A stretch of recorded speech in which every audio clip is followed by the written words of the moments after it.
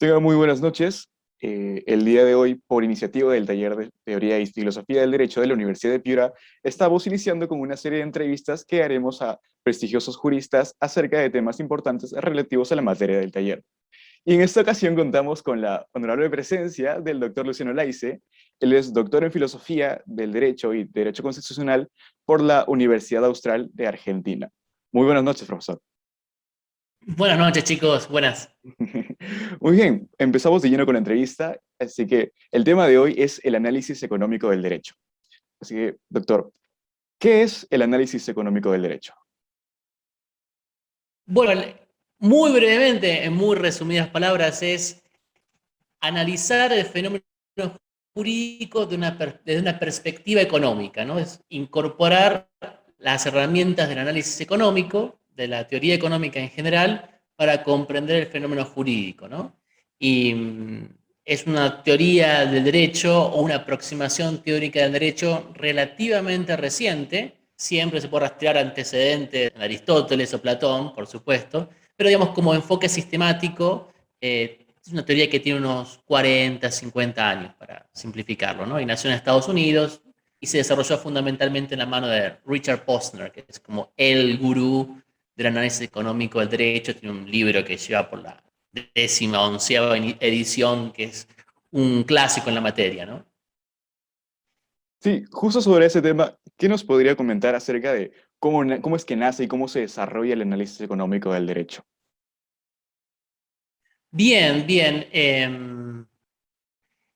A ver, nace en un momento en que empiezan a surgir en Estados Unidos, paradigmáticamente, que es donde proviene, donde nace todo esto, las llamadas demandas por daños punitivos, le llaman, ¿no? Daños punitivos, ¿no? Y, y cuando comienzan a surgir esas demandas de daños punitivos, algunos juristas comienzan a pensar en los efectos económicos que tienen esas demandas sobre la empresa y en general sobre el sistema económico, ¿no? Eso por un lado. Por otra parte, surge también un contexto en que comienza a haber una creciente regulación del Estado sobre la economía, una mayor intervención en la economía, y es entonces cuando algunos se ponen a pensar, bueno, si hay una conexión entre estas regulaciones más intensas de la economía y el derecho, ¿no? Y ahí es cuando comienza, cuando son esos dos factores, explosión de las demandas por daños punitivos en Estados Unidos y, por otro lado, crecientes regulaciones económicas, es que algunos se ponen a pensar si hay efectivamente una conexión entre una cosa y la otra, ¿no? Entre derecho y economía, ¿no? Y ahí es cuando Posner, que es uno de los primeros, aunque no el primero, pero es el que, digamos, el que más sistematiza este enfoque en primer lugar, viene a decirnos, bueno, miren, muchas de las herramientas metodológicas, el instrumental teórico de la economía nos sirve para comprender mejor el fenómeno jurídico, ¿no? Y, y son problemas, creo yo, que mm, nacieron en Estados Unidos, pero con matices los daños punitivos, que en general no son muy recibidos en nuestros países de tradición continental. La otra pata en la cual se apoya el análisis económico del derecho, que es el fenómeno de la regulación económica, es sí efectivamente un problema, un reto, una cuestión que atraviesa a todo el mundo, ¿no? Un poco más, un poco menos, pero en América Latina es un problema bastante diciente y apremiante, ¿no? Wow, bastante interesante y muchísimas gracias por esta introducción de cómo nace el análisis económico del derecho. Ahora quisiéramos saber acerca de cuáles son los beneficios de aplicar esta teoría, este modo de concebir el derecho. ¿Qué beneficios tiene? Bien, yo creo que tiene muchos beneficios. Para verlos de las tres clases de justicia: justicia legal, distributiva y conmutativa, yo creo que tiene un gran aporte en sociedades complejas, especial, más no únicamente, para comprender y efectivizar mejor la justicia distributiva, ¿no? Suelo decir en clase que la ineficiencia es un tipo de injusticia, ¿no?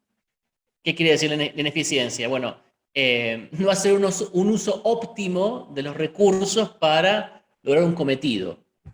En otras palabras, desperdiciar recursos, el dispendio de recursos, como nos gusta decir a los abogados, ¿no?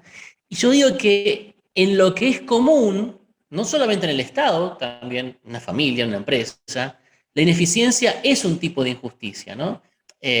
O es un correlato de la injusticia, para ser más precisos. Con lo cual, visto al revés, es un deber muy caro, en todo sentido caro, querido, oneroso, deber muy caro de la justicia distributiva, ser eficiente, ¿no? ¿Por qué? Sobre todo, y es un dato que nos pone la economía de relieve, ¿no? La economía es la ciencia de cómo administrar recursos escasos, ¿no? Una de las tantas definiciones que hay. Ahora, tenemos recursos escasos y necesidades ilimitadas, que es como el dato inicial, el punto de partida de la economía. Y hacemos un uso ineficiente de los recursos, bueno, estamos siendo injustos al momento de repartir lo que es común, ¿no? Nuestros hijos tienen necesidades ilimitadas, los que somos padres de familia, ¿no? Y si encima somos ineficientes para descuidados en hacer la compra del supermercado, en que compramos unas zapatillas que son caras, cuando hay otras que son tan o más buenas, pero más baratas, nuestra comunidad, muy especialmente cuando hay recursos escasos, ¿no? Para ahí no es un problema de los grandes magnates de Lima o Buenos Aires, pero para los que somos clase media, media o poco menos, es una cosa muy apremiante, ¿no? En otras palabras, ese dato de la escasez, estamos en un mundo escaso, con necesidades cuasi limitadas. Buscar formas de optimizar los recursos, ser eficientes, es algo que es muy especialmente importante para la justicia, ¿no? Primera cuestión. Segunda cuestión, también un gran aporte de la economía, quizás el aporte más específico de la economía, la distinción clásica de los saberes, del género común, diferencia específica, yo diría que la diferencia más específica a nivel formal de la economía es que estudia sistemáticamente las consecuencias no intentadas de una determinada decisión. ¿Qué significa esto? Bueno, cada cosa que decidimos tiene consecuencias, ¿no? Esto lo dice hasta Homero Simpson en un capítulo muy divertido, ¿no? Marge, ¿por qué todo lo que hago tiene consecuencias? Bueno, porque todo acto humano tiene consecuencias. El economista lo que hace de específico es estudia las consecuencias que uno no desea, que no son intentadas, dicen ellos, pero que no obstante se siguen de lo que hacemos. Por ejemplo, una estupidez que hicieron en Argentina y están haciendo algo parecido con otra materia en Colombia. Regularon y pusieron unas leyes muy estrictas de alquileres, ¿no? Términos mínimos de los contratos por 3 años, no se pueden reajustar por inflación. En una economía inflacionaria como Argentina eso es terrible.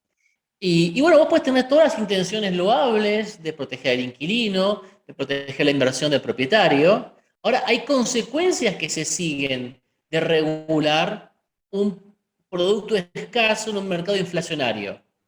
Muy simplemente, va a bajar la demanda, va a bajar la oferta. Y si baja la oferta, una consecuencia necesaria. Entonces, ¿qué pasó con la salida en Argentina? Bueno, efectivamente, subieron los precios estratosféricamente, en términos reales, no inflacionarios, reales, los alquileres en nuestro país. Bueno, ese tipo de cosas son muy nutritivas cuando uno tiene que diseñar políticas públicas, cuando tiene que diseñar también soluciones a nivel micro. A ver, este contrato que pactamos tiene unas consecuencias económicas independientemente de lo que convengamos como partes, de lo que estipulemos. Tendrá esas, pero también tiene otras consecuencias adicionales, ¿no? Y, y comprender mejor las consecuencias no intentadas de nuestras decisiones en lo que respecta a nuestras relaciones de justicia es algo que es muy puesto de relieve por el enfoque económico del derecho, el análisis económico del derecho, ¿no? Esas son las dos que se me parecen más importantes. Hay muchas más, pero pero en definitiva, a mi modo, se deducen, se desglosan de las que hemos charlado recién, ¿no? Claro, claro, bastante interesante y se ve que tiene muchas utilidades esta teoría del derecho. Ahora quisiera que nos mencione acerca de cuáles son sus límites o qué críticas se le pueden hacer a esta teoría. Bueno, suelo decir en clase, quizás me han escuchado los canciones de estudiantes, que en general las teorías de derecho que han tenido mucha resonancia, como es el análisis económico de derecho, voy a dar un ejemplo entre muchos, más que falsos, más que enfoques falsos, o sea, que no están correspondidos con la verdad, quiero decir, ¿no? En sentidos falsos, son insuficientes, ¿no? Es decir, si en algo son falsos es que por ahí pecan de falacia de generalización, de que toman el todo, la parte por el todo. Pero esa parte es verdadera, digamos, ¿no? En otras palabras, el problema del análisis económico de derecho, lo que quiero llegar es su pretensión reductiva, ¿no? De reducir el análisis del fenómeno jurídico a sus implicancias o presuposiciones económicas. Ese es el gran problema, ¿no? Y cuando eso pasa, cuando reducimos el análisis del derecho, de la justicia, a una cuestión de eficiencia e ineficiencia, en otras palabras, cuando subordinamos la justicia a la eficiencia, bueno, ahí entramos en una pendiente resbaladiza, pero casi inevitable, en el famoso utilitarismo, ¿no? Reducir el bien a lo que es útil. Pero el problema es ese, el enfoque reduccionista, ¿no? Esto no quiere decir desdeñar el análisis económico del derecho, sino más bien lo que yo siempre propongo en clase es ponerlo en su justo quicio, ¿no? No como algo a lo cual se puede reducir completamente el análisis de lo que es el derecho. Una herramienta auxiliar muy importante, insisto, porque otro aspecto que no mencioné antes es la idea de racionalidad económica es una idea muy cara para el derecho en general, ¿no? Que es ni más ni menos que haya una adecuación entre lo que yo me propongo y los fines que dispongo para eso, ¿no? Y desde ese lado, el análisis económico del derecho es muy valioso, ¿no? El problema es cuando uno reduce lo que es el derecho, lo que es la justicia, o mejor dicho, uno reduce lo justo a lo que es útil, a lo que es eficiente, a lo que es económicamente conveniente. Y ahí tenemos problemas, ¿no?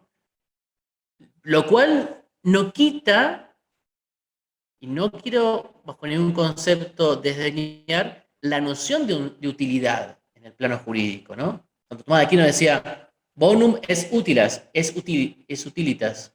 El bien es útil. O sea, un rostro del bien es que es útil. El gran problema es, bueno, cuando, si lo miramos a corto plazo, por ahí no es tan útil, pero hasta los utilitaristas te dicen, bueno, hay un utilitarismo de acto, que es el que no suelen defender, y uno que te dice de reglas. Es decir, que a la larga seguir las reglas es útil para la sociedad. Y ese punto, sacando ese afán reduccionista, en el fondo están Tomás de Aquino, por ejemplo. Cuando él te dice, el bien es útil.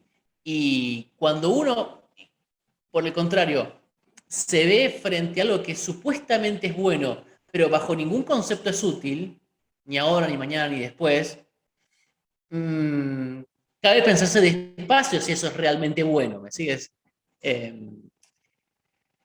de vuelta, y con esto termino, el problema del análisis económico del derecho no es sino su pretensión reductiva, ¿no? De tomar una parte importante del análisis del fenómeno jurídico como el todo. Y ahí sí estamos en una pendiente resbaladiza que nos lleva al utilitarismo, a reducir las relaciones de justicia a criterios económicos y ahí sí se termina deshumanizando el rostro del derecho, ¿no?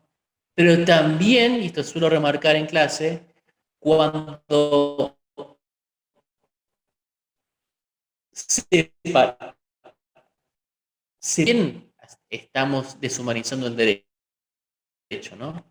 Sobre todo por en la justicia distributiva, ¿no? Y eso se ve, por ejemplo, entre otros casos, cuando los tribunales constitucionales son tan generosos en firmar sentencias que adjudican derechos sociales, y después, bueno, los recursos son escasos.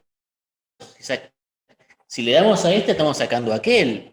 Y al final, o terminan generando problemas iguales o más graves que los que pretenden solucionar, o bien terminan siendo sentencias de papel, que dicen en papel cosas muy lindas, pero al final nunca se cumplen, ¿no? En Argentina nos jactamos de que tenemos el primer caso de derecho ambiental de la historia prácticamente del mundo, pero que sigue siendo incumplido. O sea, que es el río Riachuelo, un río que está en el sur de Buenos Aires, en el año 1880, no, 1860 y pico, una sentencia de la Corte Suprema, que fue como uno de los primeros casos ambientales, una sentencia bellísima, pero seguimos con el río oliendo a heces en el sur de Buenos Aires. Ahora no tanto, está un poquito mejor, puedo decirlo. Pero bueno, cuestión que la utilidad es un aspecto del bien, ¿no? Y eso es algo que la economía nos ayuda a considerarlo de un modo sistemático. La economía tiene unos desarrollos teóricos y metodológicos muy interesantes que los juristas a veces no le prestamos la suficiente atención, ¿no? Y bueno, y nos toca, ¿no? Algunos están un poco más ágiles con esto, la gente que hace responsabilidad civil, pero una asignatura pendiente es que nuestros administrativistas también se formen más en análisis económico del derecho, ¿no? Una cosa que es llamativa, cuando termino quizás, y ahora sí, en nuestros países, es que generalmente esta disciplina está copada o bien por economistas, que son abogados, o bien por privatistas, gente que estudia responsabilidad civil, que bueno, volvemos daños, eh, ¿cómo se llama? Punitivos, pero no solamente en ellos, se desarrolló mucho en nuestro continente, esta tradición continental, el análisis económico del derecho, cual está muy bien, pero llamativamente hay pocos administrativistas que conozcan a fondo estas herramientas metodológicas, ¿no? Y es algo que yo diría que debería preocuparnos bastante, ¿no? En fin, no hay que tener miedo a la economía, es una ciencia social, es una ciencia humana, es parte del cuadro de saberes prácticos. Econo- la economía estaba en Aristóteles como parte del saber práctico, así como la moral, la política y el derecho. Si queremos ser abogados de espalda a la moral, bueno, ya tenemos todo lo que nos aprendemos, trae muchos problemas, es parte de la deriva totalitaria que hubo en Occidente, es parte de la causa, no la única causa. Viene claro la conexión entre derecho y política, pero también la conexión entre derecho y economía es súper nutritiva y no hay que descuidarla. Nos toca saber más de economía, ¿no? Nos toca comprender mejor, por caso, lo que es la eficiencia, la asignación de recursos, la escasez, mucho más si uno se dedica al derecho público, a la justicia constitucional, al derecho administrativo o a daños, aunque no solamente, ¿no? Muchísimas gracias. Solo quería reiterar nuestro agradecimiento de parte del taller y realmente ha sido grandioso la ponencia que nos ha dado acerca de el análisis económico del derecho y sin duda que es una teoría que debemos de considerar mucho más a profundidad, sobre todo en estos tiempos que se requiere aprovechar los bienes que son tan escasos. Y bueno, le agradecemos y esperamos verlo en una nueva ocasión. Hasta luego. Chao chicos, gracias.